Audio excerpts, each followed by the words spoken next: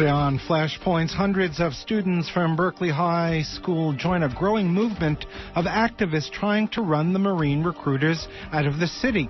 Some of these kids are going to invade this studio in a couple of minutes. Stay tuned for that. Also, National Lawyers Guild President Marjorie Cohen speaks out against Bush's Guantanamo terrorist indictments. Maya Orozco with the longest walk as it arrives in Sacramento. Kristen S. reports from the occupied West Bank on 1,000 more illegal Jewish-only settlement colony units in Bethlehem. And legendary activist Angela Davis in a speech called From Jim Crow to Guantanamo, Prisons, Democracy, and Empire.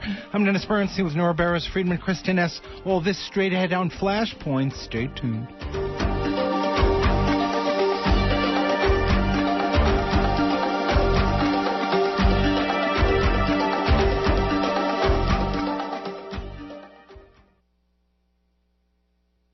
In Berkeley, I'm Dennis Bernstein. You're listening to Flashpoints on Pacifica Radio. Well, the Bush administration has announced that it will charge 6 detainees that it has held at Guantanamo Bay military prison with conspiring to carry out the September 11th, 2001 terrorist attacks. They will be heard in a new so-called military tribunal.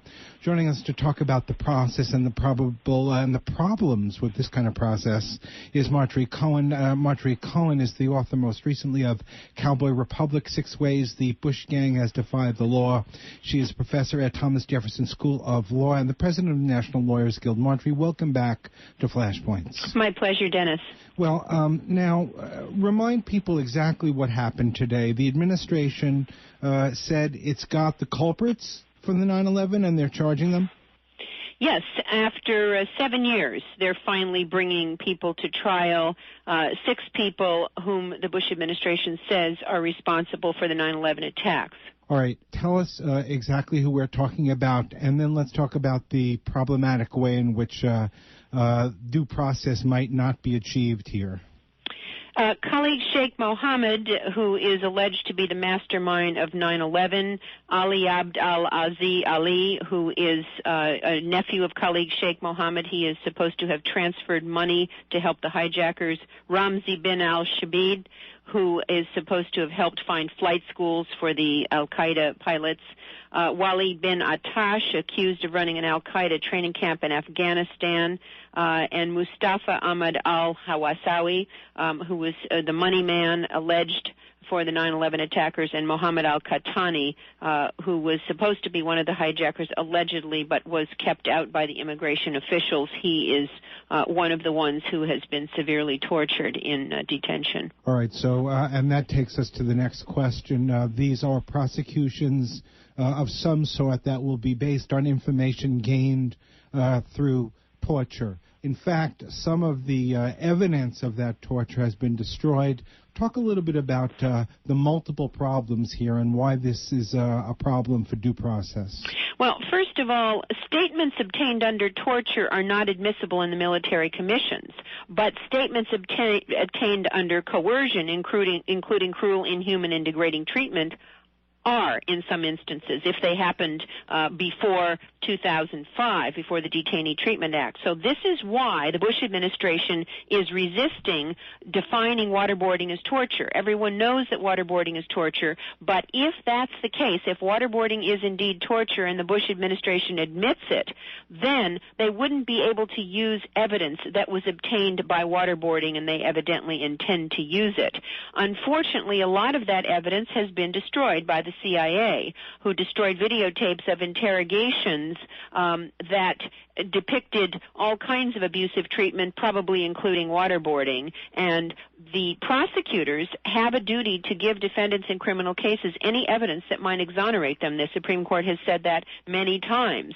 And there may well be exonerating evidence in some of these tapes, videotapes of these interrogations, and yet the government has destroyed them. So I feel that before anybody comes to trial in these military commissions, that an outside independent counsel should be appointed to investigate the destruction of the tapes and what was on those tapes. And say a little bit more about why that's important. Well, if there is evidence of people being tortured on those tapes. And let's say, for example, Abu Zubaydah, who is one of the people whose tapes were destroyed. Abu Zubaydah was waterboarded. He was tortured. And he is the one that the Bush administration is saying led them to Khalid Sheikh Mohammed, although there have been news reports that, in fact, a walk-in responding to an ad for an reward is the one who actually led the Bush administration to Khalid Sheikh Mohammed. But there is some reason why the CIA destroyed these tapes. They did not want them to get out and likely did not want them to come into evidence in these military commissions. You know, even though these men are charged with horrific crimes, I mean, the 9/11 attacks were horrific, we do have a very basic principle of due process in this country, and civilized countries around the world have this principle, and it's called the presumption of innocence. And just because the Bush administration says that this man did X or Y, we need to give them the presumption of innocence. And I think if we look at the recent revelation that documents 935 lies by the Bush administration in the 2 years after 9/11 leading up to the Iraq War, lies about Saddam's alleged weapons of mass destruction and ties between Iraq and al-Qaeda, then we should not give the Bush administration the benefit of the doubt when it comes to people being tried for crimes that could actually get them the death penalty. Now, just finally, a word about the timing of this. Obviously, this waterboarding has been a major controversy, and torture and the use of torture by the Bush administration has really become controversial in an international forum, and the Bush administration is in trouble for it. Does the timing of this, all of a sudden, they've got the culprits? Are you suspicious of this as a way to throw off the torture investigation? Well, I think that's part of it, and I also think that the Bush administration wants to keep 9/11 front and center on the national agenda, in the national discourse, so that people will be terrorized into voting for a Republican. It looks like John McCain in the election. I think that it's being timed for this election year to keep this in the public eye. I think it is very manipulative. Why did they wait 7 years for this, especially since the waterboarding allegedly took place in 2003 and 2004? Well, that's a good question, and we hope you'll help us follow the story. Marjorie Cohen is the author of Cowboy Republic: 6 Ways the Bush Gang Has Defied the Law.